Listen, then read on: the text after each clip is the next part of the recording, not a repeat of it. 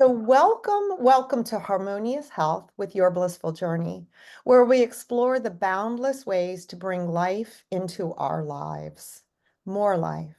I'm Sally DeCesare, your guide on this transformative journey, here to delve into the wisdom of the ages, the secrets of unseen energies, and the power of mindfulness to create a life full of joy, vitality, and inner peace.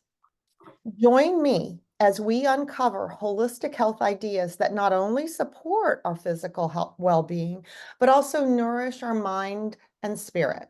We'll connect with experts and practitioners from various fields who will share their unique insights and transformative techniques.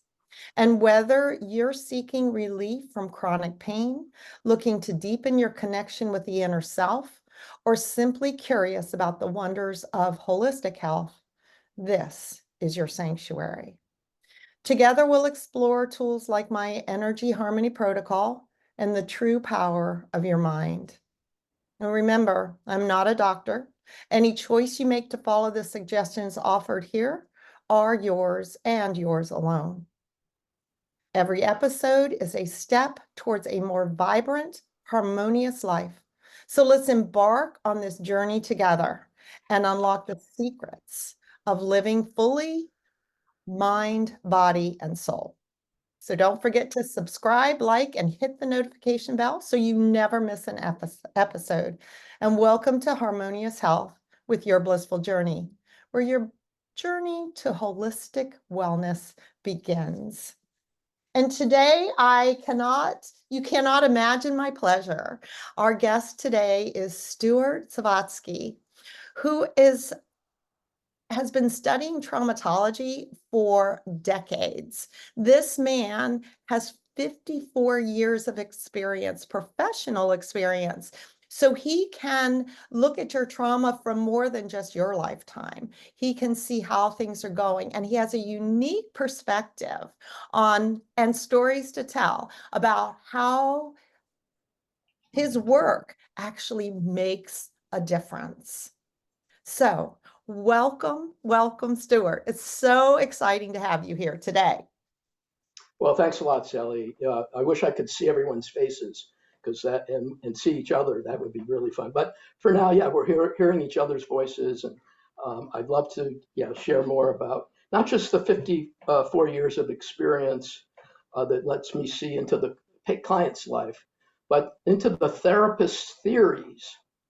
What Mhm. I can see that if you only have 20 years of experience as a professional, or if you're a client and you're going for therapy, you don't. It's hard to know that back in the '60s, the concept of trauma basically was non-existent. The focus of therapy was on human potential, and all kinds of creative approaches, from dream to art to music, was based on this creative inner self that was very resilient. And back then, healing was not even used as a therapy term. It was actualizing human potential. So I've seen that get lost, gradually, until healing is the big word. Everybody's in a process of healing. And I track that to the power of the medical model. The concept of healing has a history, and it used to not be part of the self-growth movement. But as the medical model, which started with Freud, came back, and I would say in the middle '80s, and now I'm really showing a span of time that I'm familiar with, it is, I hope, going to be helpful to your listeners. Was HIV in particular. If you lived through that, it was COVID time on steroids. HIV was devastating communities, and you couldn't touch each other. That's where permission to touch came into existence. Before that, people were hugging each other, and it was a good thing. Within a matter, I saw it because I was working in San Francisco. Within a month, it won 180-degree turnaround. Instead of hugging clients as a good thing, it was lethal. And then that was all HIV related, but HIV has passed. But these protocols of asking permission gained new life because people had a kind of empowered themselves. They could say no, and they kind of got into it. But back in the 60s, nobody would say no. And, it was make love now, or it was like so different. And yeah, there was a high optimism, but maybe it was quite idealistic and not as realistic, unfortunately, to the conditions. But what I'm going to be speaking about is I never lost faith. And I modified and went deeper with this so-called love one another. Viktor Frankl did the same thing with his therapy, and he lived in the concentration camps with people. Millions of people were being executed in gas chambers, and he came up with the same teachings about the soul. And it's not that it can be so wounded. It's about faith and hope. It's like what Christ was teaching, for that matter, and the Greeks, for that matter, way back 2,000 years ago, 3,000 years ago. And then just a little teaser, you find out that the same type of empowered self is what and tantric Hindu theory is talking about. And Kundalini awakening, which I'm probably one of the most knowledgeable people in the West on Kundalini. I direct the Kundalini Clinic, which was the first spiritual emergence service in the world it started in 1977. And so that I do have understanding of how this awakening is like understood about 1%, 3% at most, and it's massively misunderstood. So I hope to share the other 90%, which mainly has to do with that the whole nervous system can go through a puberty. It goes through a maturational change, like what happened when we were teenagers and we became fertile. That's a huge change in the human being, but it's not the last puberty.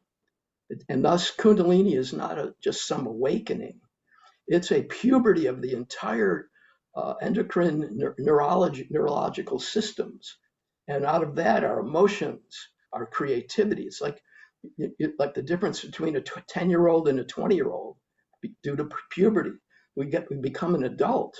But this Kundalini theory is saying around, the timing isn't easy to get specific, but roughly midlife Kundalini, and if one does have that maturation in a strong way, you become like the difference from age of 10 to age 20, the age, let's say 45 to 65. It's incomparable. I found it. I mean, I had good teachers, and I spent 50 years, not just in my profession, but doing a yoga practice that I really can't find anyone I shouldn't say it now. There's 300 million people practicing yoga. But for example, I had to marry yoga. I had to take it on, the practice of meditation and yoga.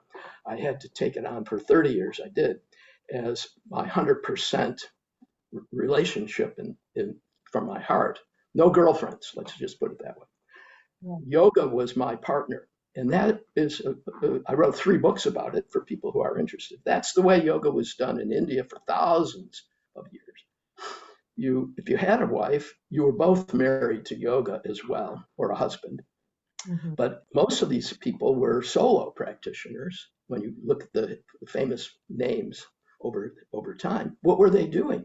They took basically vows, you could say, and married their yoga. And that changes everything. Just like if you have a girlfriend or a boyfriend and then you propose to each other, a lot of things change, at least in a general sense. Once you buy a house with someone and have kids with someone, it's not really comparable to 25 years of age and having no kids and dating with someone, even living with someone.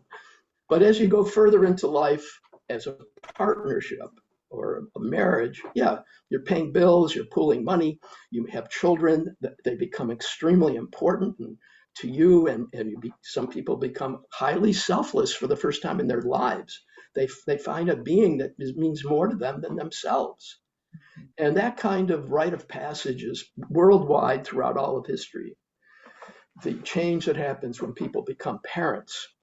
And it points to a kind of puberty that I'm saying, yeah, you get character, you start being less egocentric like a teenager and so on, through that rite of passage. And that points to what I'm saying, that there's a puberty in midlife.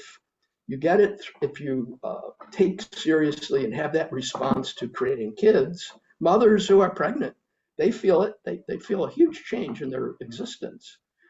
And some of them don't really want that change. And so it's a huge issue in America to be able to terminate that change, which ostensibly it is a good thing, I think. Life, we try to say it's a good thing, but the change is so big that something like 50, 45, 50% of voters in America want the power to not go through with it and have that change. 35 to 40 some percent want that change. They think it's the greatest thing in human experience is to be a parent.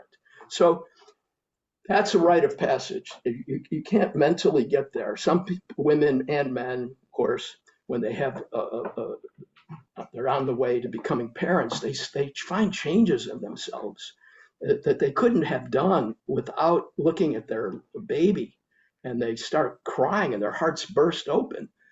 And they go, I didn't know I could feel like this towards anyone. They look at their child, they look at each other as spouses, then they know what family is. And that, again, is not what Freud taught us. Freud was disease oriented.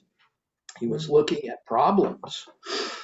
He was looking at families that he thought didn't work, that said that, and he generalized to all families, and yeah, probably 30, 40% of Americans are not interested in that type of approach to the therapeutic culture. They think it did make us weak, and they made the family negative, and they love their kids.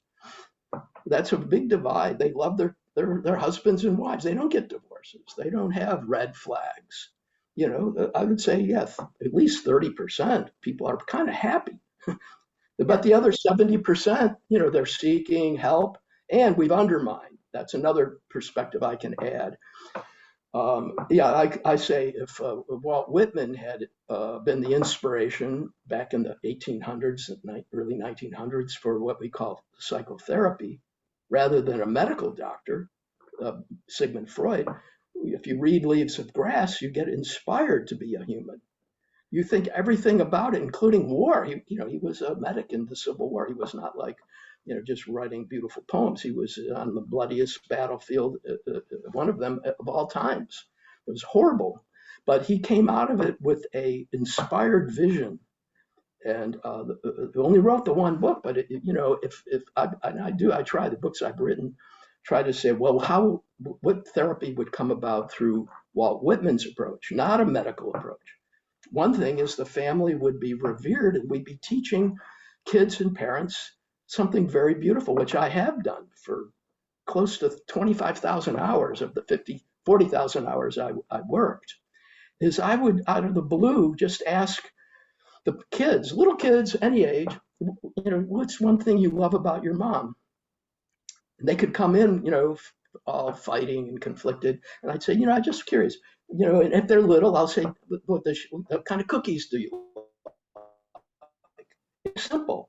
And then they start saying, oh, and mommy makes cookies. It's so great. Everything smells so great. And I look over at the mom. Guess what? She's got tears in her eyes. There's nothing that makes a mom happier than to hear that kind of story from her 5 or 8-year-old or 10 or 12-year-old. And then I say, see how powerful you are? You brought tears of appreciation. Then I'll have the mom say, could you thank your child for saying about the cookies? And thank you, dear. Yes, I really love making cookies for you. And then, believe it or not, within 10 minutes, I can talk about the worst situations in a family. The worst. Guns being discharged in the house. I can talk about all the horrors, and I have. I've dealt with many homicidal, suicidal situations. But when you start with refreshing the family with these simple, beautiful things of life, of a family, cookies, or daddy coming home, or mommy coming home, or Christmas or you name it, doing laundry, and people need help. They often think these are chores. Walt Whitman was a genius, and he taught that everything in life is noble, including cleaning your house. So a lot of time I would spend, it sounds pretty mundane, but it worked. So I would do it. I would have everybody thank everybody for the simple things they did around the house. And then I would say, yeah, in the 17th century, 16th century, people died because they didn't clean their house. It was called the bubonic plague. And Right. yeah, we sing about it. Peas porridge hot, peas porridge cold, peas porridge in the pot 9 days old, ashes, ashes, they all fall down is about not cleaning your dishes and dying of rat bites. So, it's hidden. And I bring out, as you can tell, I've been doing this a long time. I'm giving you 1,000th of the things I know how to say and do. And by early into the first session, 5 to 10 minutes, people realize they're in the hands of someone Yeah. who has made the worst things good, and whatever their problem is, they're going to kind of give me the benefit of following along. And I'll talk about cookies for a while, and I'll look around at everybody, and then I'll say, okay, I'm going to teach you how to talk about problems now. Yeah. And Like the you have native, yes, in the native healing techniques, the shaman would say, okay, you can tell your story 3 times. And then we got to move forward.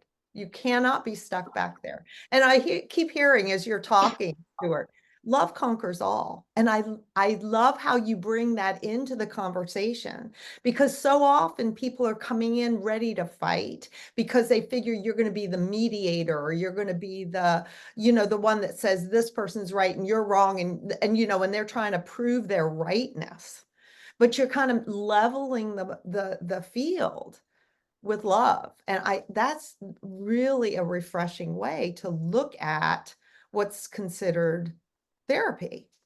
Yeah, and you have to have 100 little steps after reframing and focusing on love. You have to be able to see the little glistening on an eyeball when you give a compliment, and you have to see how it wavers, and you have to admire and help that heart opening go a little further. You have to know what to say.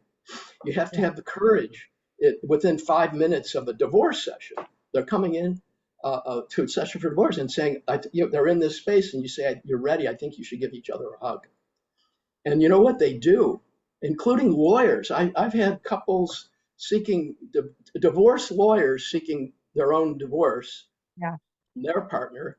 They're expert in this approach of adversarial problem solution that I don't believe, but they heard about me. And once they get a feel, yeah, I'm asking, what did you ever love about each other? And then I say, take a look. They're remembering that.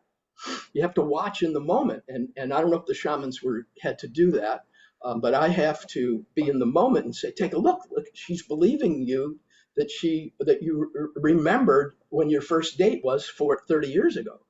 And look at how she looks, thinking. And you have to take a look, and then he'll see it for himself.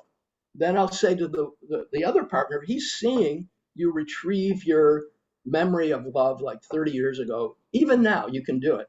He's seeing you do that, and he is so blown away because nobody does this. They wallow in the anger, like what you were just saying. They want, get the best end of the stick, and I'm saying, take a look at that, and you're both struggling to do what I'm doing. I'm trying to revive the hope that was there, and you have a partner who's doing this with you, and it's not that easy. And I say, thank your partner for, yeah, coming up out of the muck. And then I have to help that person will say, yeah, thank you. I know that wasn't hard. You came here very angry and you're remembering that. I see the tears in your eyes. I remember that first date. And then I say, yeah, we're sheltering that moment because everything will regenerate from that moment. And Yeah. then they start praising them. This is the project. And then you say, eventually, half an hour later, we're going to talk about the real problems that you had in your marriage. And I'm going to solve every one of them with you. Yeah. Every one, whether it's an affair or whether there was live gunfire going on, or you are fighting and you don't know how to share authority without raising your voice. I've had guys come out of jail like a week ago for domestic violence. These are not really, simple little ordinary problems that at 50 years, you come across everything. And I'll make one exception that I can carve out right now is uh, drug addiction is not amenable. Heroin, methamphetamine, crack cocaine, fentanyl, these kind of substances are the devil's work. They're stronger than 90% of human beings. Yes, some people do. Some percentage can overcome a heroin addiction. And marriages and alcohol for that matter, there's some percentage of people that I found that and that's hard to know which is which, to tell you the truth. Some of the ones surprised me of overcoming their alcoholism, and others they didn't surprise me over time that it was somehow uh, genetic, something they really had a heck of a time getting out of it. And the husband-wife team, it was beyond them. So I don't want to be glib. There are various problems that are I bow to how horrible they are. But the bulk of what I assume your audience and those marriages and families deal with, the bulk of them, yeah, I've probably dealt with those problems on a moment, and then it accumulates to a final good resolution, probably 100,000 times. Because in any session, there are dozens and dozens of times that I have to say, take a look. Because if I don't, the person won't see that tear, and then Yeah. they won't be moved. That they're in their head thinking about the darkness. I say, look, right now she's here, so grateful that you came to this session. Yeah. And then when he starts seeing that, I can say to her, look, he's seeing, admiring that you appreciate that he actually even came because you didn't think he was going to come. He sees that you're giving him that admiration for coming, and it's making a difference. And so she didn't know that. People don't know they're making a difference except the third person can see it Right. and try to put it into words for them. And Yeah. then they start seeing it that, yeah, this is what this love one another is like the barest beginning. You have to follow the reverberations, and a lot of it is body language, like toe tapping. I would see a compliment, and I invariably, 80% of clients, their toes start wavering. And I would say, look, your compliment went right to the tips of their toes. Yeah. And they're coming, awakening to hopefulness. And Yeah. I did this, I'll just mention that because I want to hear your questions too. My last significant case was a profiled shooter. Mm. That's where someone can be killed. It's not just a divorce or a abusive relationship. This is someone talking about guns and shooting people. And I saw this person for a year, monitoring that person quite closely because I can't make a mistake because someone can die. And I also didn't call the police, which was what my colleagues were demanding of me. And all that I did was admire this person and be grateful that they came to talk with me. And I never even talked about the gun threat. A year later, when I had gotten to a point where this person really knew they had a life worth living and not to throw it away, and it was all fantasy, and they were grounded back in human reality. And a lot of it was through admiration and gratitude, and what a great guy you are, and him believing me and not believing and believing, you know. And then I finally said, yeah, you know why we've been meeting for a year? And he said, was it the gun comment I made? I said, yeah, that's why we've been meeting. And I said, thank you for coming because you allowed me to keep you out of jail. You allowed me to, help you not lose your profession, get a felony on your in your record, and you would lose all your credentials, and that would be it. And you trusted me. You came, and you allowed me to appreciate and admire you and believe in me. And then I said one more thing. I used to work in the prisons, which I did in 73 to 77 or something. So it was with juvenile lockup. And I would say, I met kids, I met people that shot people. And when you meet them, they're not any different than us. It's not like Hollywood. because he was wanting to shoot bad guys. And Mm. I would say, yeah, they're actually really sad people. They're kind of hopeless, and they get frustrated and so on. Yeah, yeah, you want to shoot them, but they're. And then he broke into tears. He was a big guy. He was about, at least 180-pound guy, way bigger than me, and he burst out into tears. And it almost makes me want to cry right now because I can see his face. He put his face into his hands, like cupping his face, and he said, "You mean shooting another person is like shooting yourself?" And I said, "Yeah, they're just people, and there's a lot of different ways to solve problems without that." And he looked up, and again I thanked him for trusting me, and I said, "You're never going to forget this, and I think you're going to be safe, and other people are going to be safe for the rest of your life because you get it. You had a wake up call, not in prison, not punitive, but a heart opening, and it was thousands of moments of eye contact with him that I didn't say anything. You have to build up that eye contact where they trust you to look at you, seeing them. And Yeah. then you smile, and you realize they don't think you're smiling at them. You're smiling in affection for them.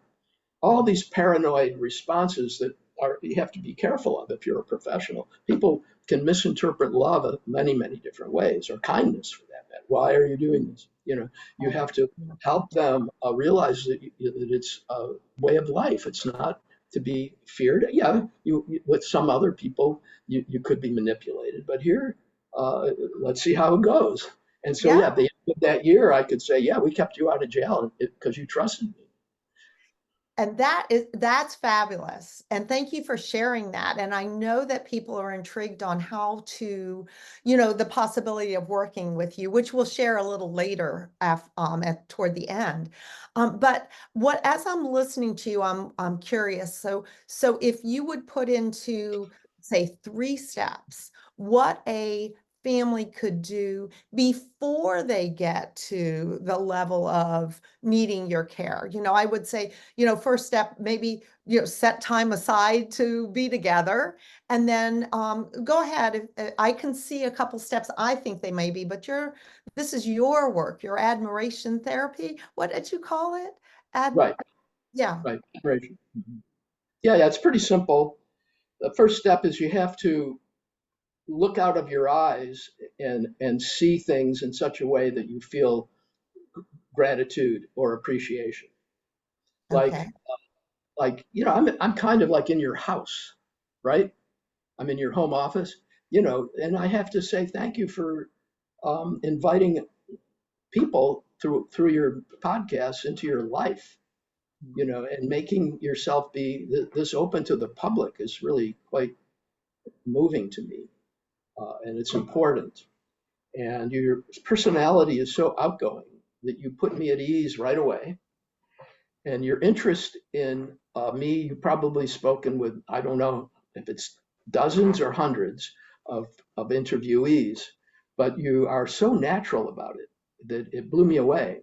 And I've been with many interviewers, famous people, world famous podcasters. And one thing that can happen if you're not careful is you become overly polished.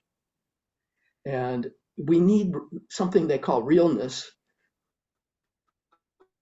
and it gives people confidence that someone is competent and they're doing well and they have a wonderful podcast studio and all that sort of thing. There's not, it's complex, but in your case, it's like I'm talking to my friend in her home, and you are so good at it that it's refreshing to me. Thank you. You're welcome. So that was me. Doing your, Yeah, yeah, that's and and beautiful. I, And and, I, paying and then attention to those little nuances that a lot of people just kind of skim over.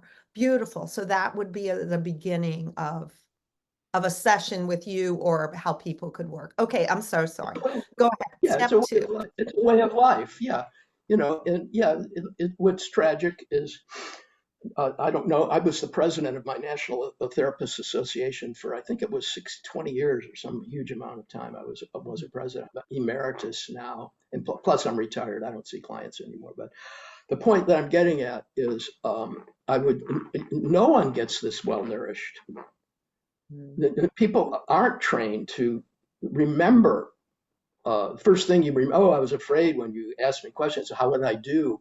Gee whiz, I wondered, and oh, well, we're in your house. Maybe that's a boundary violation. These are the boilerplate, paranoid, I call them, cueings that therapists are trained to notice and put into words. Oh, you're nodding your head. You must be a people pleaser. They have a Mm. pathology for every single gesture. And oh, you smile. What are you find this funny? Why don't you tell me about that? Now you're smiling and nodding. You must really hate me now, and you're hoping that I won't kill you. So these are not off the map in the 40s and 30s, 40s, and 50s. And if you watch Fritz Perls at Esalen, that's how he made his career, was stripping away what he called phoniness. And people, any kind of goodness was 90%. He called it phony. And Mm. he launched 20, 30, 40 years of ways millions of therapists were trained as if he was some god. And in fact, he could have done what I was just doing with you. And yeah, you help people be nourished by what you say. And then it doesn't end there either. People have to learn to say thank you. That really was beautiful that you said that. And then you remember everything that you felt when you were being appreciated, and you can return for 10 minutes and say, when you said this, I felt that. And when you said this, I felt that. And you're watching, the tables are turned, the other person is receiving, and you see maybe tears come to their eyes Mm. because we don't listen to each other's. Firstly, we don't give 10-minute, 15-minute compliments. You have to remember, I have to be thinking all the time. I'm in your house. I have to remember the session and, who you are as a person. It has to be real. It can't be, made up things. It has to be relevant to so it's a state of consciousness you have to be in. Nobody's in it, unfortunately, constantly. They're Mm. in a clinical mode and they're looking for what's wrong. And yeah, you can see little things, but the healing comes about by seeing people's strengths. And Mm. if you do this for a good many, many hours, let's just say, you can talk about tragedies, but you have a bigger context in which they emerge. And Mhm. I mean, with killers, with rapists, with the worst families. I worked in the juvenile courts in Atlantic City. I worked in the deinstitutionalization, homeless psychiatric shelters where lobotomized people live. Yeah. They'd have their tongues clipped because that was the treatment of choice when lifelong schizophrenics were given Thorazine, is you also cut the first 3 inches of their tongue off. Why? Because they tend to choke on their tongue through the effects of the medication. Oh dear. So this is real. This Yeah. is real a medical approach to schizophrenia, and I was among folks like that in my earliest jobs in the field. And so, yeah, there's tremendous amount is lost if we don't know how to, admire and appreciate and remember and teach people how to do it back. And then we have to respond back to what they did back. And then they have to learn to respond back to what we did, how we responded to them, until you can really keep that going for an hour. And And you I'll, can you, feel you, differently when you you, start that. Yes. and Back and forth. And being heard is huge.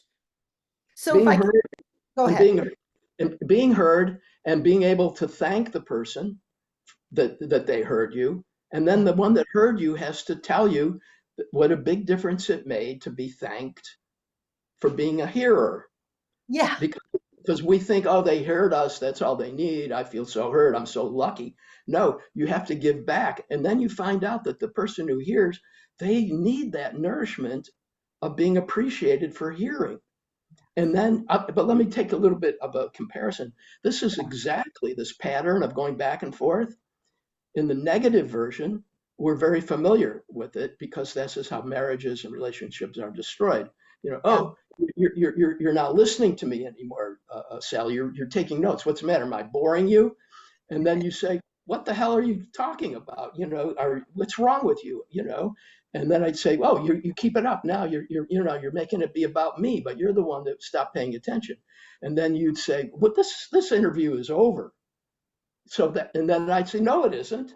Yeah. I have a full hour and I'm going to let you have it because I've got to protect the public from people like you. That's called normal dysfunctionality, normal dysfunction that you bring to your therapist. And you can hear it's a back and forth. And you would say, I'm really, you're the worst subject I've ever had. And I'm going to warn all the podcasters about you. And then I'd say, well, I'm going to warn out the general public about you. And then you'd say, well, I have to see a lawyer about you. And then I'd say, well, I'm going to see my lawyer first. That's the typical path to divorce. And what I'm pointing out is whatever you put into a system will reverberate. If you put a compliment in and you learn how to do what I just described, that will reverberate. And I've done this thousands of times all over the world. This is my main workshop retreat activity, this admiration meditation. You follow it, and people go on and on for like an hour. Oh, and then at the end, they don't even know who began with the admiration because it's just completely different state of mind. But the negative one, everyone knows. I Yeah. gave a little fake version of it. Every couple has gotten into, you said this, and, well, you said that, and you always turn it on me, and well, blah, blah, blah. Everybody's familiar with the not found zero. And I'm famous to some degree. I've done projects with the Dalai Lama. This admiration therapy is certified by the Russian government. I'm going to be doing 2 trainings in Athens. I just came this fall. I was in Portugal for a month teaching. I'm out and about, but I still have found zero of my colleagues that are doing what I'm describing. Yeah. They find it interesting, but they're hypnotized by the medical model. And this idea of learning how to track the reverberations of a simple compliment, I haven't found, maybe a few of my students have really, and they're saving marriages quite readily. But Yeah. but they're very expert in the dysfunctional dynamic. They have names: gaslighting, narcissism, you name it. I can't memorize all of them, but they have a vocabulary and they're always inventing new pathologies. Passive fear of the other, people pleasing, of course, is a big one. They have endless pathologies, but they don't have like a name for that first glistening tear of belief in a compliment. Yeah. They're not poets. They're like pathologists. So they don't see what Walt Whitman saw, a little tear when you give a compliment, and then you get a tear in your eye. And then the other person says, oh, you saw the tear in my eye, and now you have a tear in your eye. You know how many people I did an experiment with? I took a video of that. I Yeah. turned off the sound and I had a group of students say, what do you think I'm going to talk about next? You see these tears coming up? And every student said, oh, you're going to talk about their childhood trauma that got triggered by what you were bringing up. And I said, that's what you've been trained to think. But in the here and now was a compliment being given. And Yeah. so that's what I stayed with. And then I turned the video back on and they're like hugging in 5 minutes. And students, these are young students, they only do what they're taught. One student walked out. Another student complained that this can't be helpful. I'm a Princeton degreed person. I have high level people scrutinizing everything I've ever done in my life, including the Dalai Lama down. But what I found is that the pathological model is so great that even when someone is given a compliment and they well up, you're forced to interpret it as a trauma that got triggered rather than, because tears are only understood in a Yeah. negative way. It can They're be. 100% understood as grief or woundedness. And tears of joy, you'd be laughed at, is called, they have a name for it, a flight to the light or bypassing. And I'll give you one interesting story because I've been around so much. John Wellwood is the guy who invented the concept of spiritual bypassing. Yeah. He's famous. Well, he was a friend of mine. When I lived in San Francisco for 30 some years, I was the president of his professional organization and I was on the board of trustees school where I taught for like 25 years called the California Institute of Integral Studies. So he's a good friend of mine over time. He was not just somebody I read. And so he was having dinner at my house. I wish I could remember, a few years before he died. Let's just put it that way, you know. And I said, John, you know, have you read what I wrote about spiritual bypassing? And he said, not really. And I said, well, you know, I've been watching it for by then 40 years. And when people are having a spiritual awakening, you want to help them have confidence in themselves Mhm. and help them adapt it to fit into their daily life. You don't want to plug them into the past and like a psychoanalyst I was trained to do, because they lose all their energy of awakening. And what I came up with is a concept of surpass, which is when you have a breakthrough, it's not that simple. You have to Yeah. be helped to believe in it. And and at the end of my conversation, I said, "Yeah, well, we've helped people lose their moment of enlightenment by digging in the past and losing their energy. And you can definitely help them grow in the same ways that are needed without doubting them and making them think that they bypass something. They'll encounter everything they need in going forward into their life, Mhm. and they'll have the energy." And he felt really bad, and he endorsed my book. He endorsed, Congrats. yeah. He said, "I said, look, I wrote a book about surpass. It's a romantic love story, and you can get it. Your Perfect Lips. You'll see on the back cover John Wellwood, famous John Wellwood. And this is common in my life. I meet the people and I see that the general public has no clue that the originator does not think the same way that the general population does. Yeah. You know, Joseph Campbell, follow your bliss. That's not what he meant. Mm. He meant bliss comes from, yeah, doing right things. But mainly in life, you have to discipline yourself and work hard. You don't just give up things and follow your bliss. And that's in Wikipedia. You can read about that. But people are not accurate to the actual person and what they saw. They're running off and spreading these viewpoints that weaken humanity. Yeah. And so I've done so many experience. I was the first person to get meditation into a prison. That's fabulous. That's You know, fabulous. And I I'm really, built so many things that groundbreaking, and my colleagues are misunderstood that they with the ground they broke is not the same ground that millions of people think that they are teaching, or they changed their view 100% later on in life. you do bring a quality to a conversation, I have to say, that makes people think. And I know that this is going to be something that people are going to want to share with their friends because it's going to give them a new perspective. So I do, Stuart, totally appreciate how honest you have been in sharing all the successes you've had with just changing the filter on how people look at life. So if I could, I got my steps, I think, that I want to just reiterate for those who are, out listening to us. So first off, you look at out at the person, you set up the time, you look at the person and you see things with gratitude. You reflect and remember and you share those memories with that person. And then you say thank you for that. And the person listening says, thank you for sharing.